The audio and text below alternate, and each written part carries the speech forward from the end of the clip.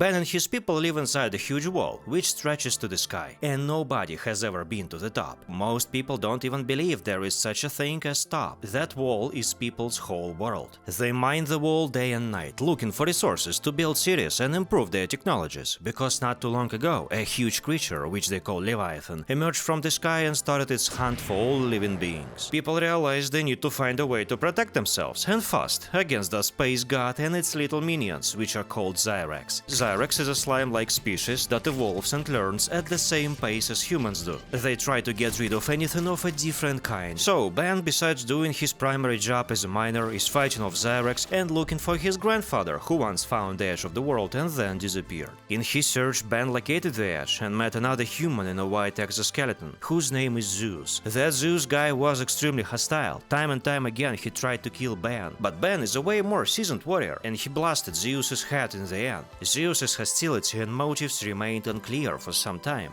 Eventually Ben and his loyal mechanic with huge skills, Jill, found a way to kill the Leviathan in the sky. They activated a mega structure which happened to be a laser, and they managed to burn through the Leviathan eye and its body. After a short moment of peace, the space monster returned, and they saw the real size of the space invader. Its body, eyes and tentacles were not bigger than a nail in comparison with its full size, so the search for an advanced weapon and a new way to eliminate the Leviathan continued. After everything Ben has been through, you'd expect he got some raise or promotion back at home, only to find out he's been stripped of everything he's been working so hard for. The reason is, the base was spotted by the creature in the sky. It didn't hesitate for a second to do its own wet willy inside their base. Ben had to leave all his upgrades behind because they are too heavy for one more person with such big upgrades to lift. So they both had to flee to another base, closer to the seam in the wall, which Ben's grandpa studied more closely. To prevent their new base from the Zyrax attacks, they need to recreate a cloaking device to hide from the aliens. That technology can be found on the robo-spider of Zeus, who was rotting on the ground.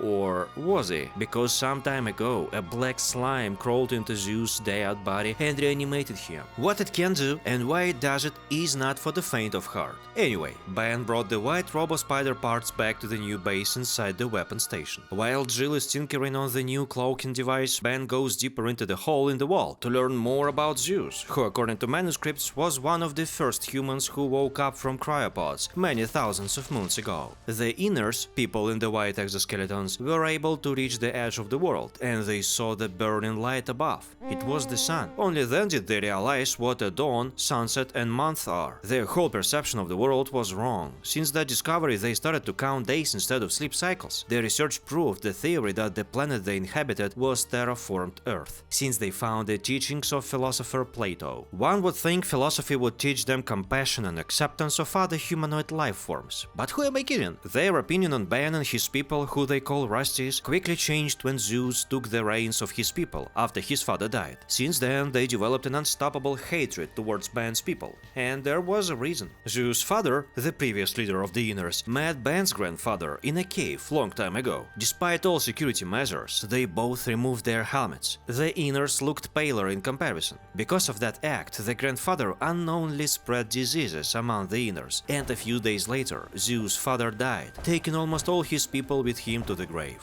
After that, Zeus saw nothing else in Rusties but plague rats who must be killed on sight. The Inners believed they were developed enough to fight on two sides. In fact, the Rusties' main purpose was to make the most of the minerals the world provides, to build cities, and to protect themselves from Zyrax. Not only did they not care for the Inners, but most didn't know there were other people living next cave. Ultimately, the Rusties learned about the existence of the people in white exoskeletons from miners who survived their attacks. Zeus hasn't spent a day in his life chilling inside his cave or even in another woman's cave. Instead, he was burning with rage. He was looking for a solution to all three problems at once: find a cure against diseases, get rid of both Ben and his people, and Zyrax. One of the solutions the Inners found was purple crystals that were connected to Zyrax. It was a kind of protective mechanism for the creatures to withstand the wall radiation and live inside it. Some people among both nations spread rumors that the wall was a man-made structure to keep the aliens out. so the wall's harmful radiation disintegrated Zyrex if they were hanging out on it for too long. Eventually, Zyrex came up with countermeasures, such as the purple crystals they learned to make use of. Zeus and his scientists studied those crystals to create a device that would work as a laser pointer. He would only need to point it at his prey for his slimy bloodhounds to start hunting. His weapon turned out to be so powerful it attracted the Leviathan. After some time, Zeus tried to avenge his father and kill Ban, but was killed instead. Then, through purple crystals, Zyrex gave him a second chance and resurrected him. According to his people, looking like a charcoal was a sign of health, because they believed him when he said the solution was those crystals. They placed them everywhere around their caves. They didn't understand at first that with disgusting taste in the water they drank came poison. In other words, when you purple Mountain Dew hit the Inner's market, it became their death sentence. Zeus became Zyrex's Trojan horse. The Leviathan from space then proceeded to colonize the caves of the Inners and made Zeus the new leader inside the wall. Zeus showed them the way inside, where Zyrex could breathe safely, far from the wall's harmful radiation. The threat known as Zeus could no longer exist. Ban challenged him for a fight the second time, and it turned out Zeus was clearly aware of what he was doing. He figured out the solution was his enemies all along. He didn't care what would happen to his people, as long as it justified the means.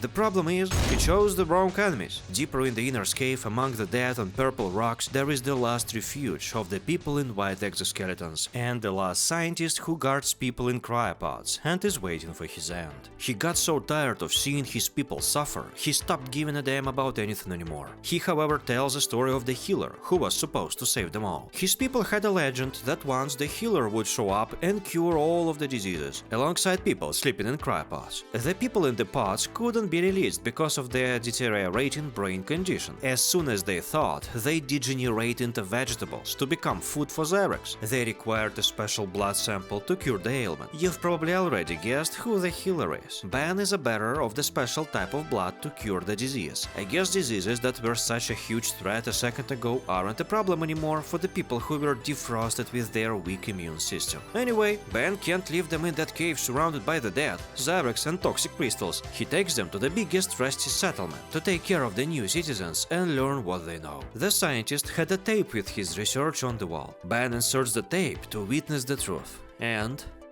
the game ends. It's not a joke or a bug. I checked out the people's walkthroughs and yeah, that's what happens in the end. Is it the premise for a DLC or the third game? I don't know, but I do know the second game feels like a bridge between point A and point B, and I'm not a fan of such decisions. Well, then I guess we'll have to wait for the continuation, and I hope I'll cover this story. Leave your opinion on the game and its story in the comments. Have a great day and see you later!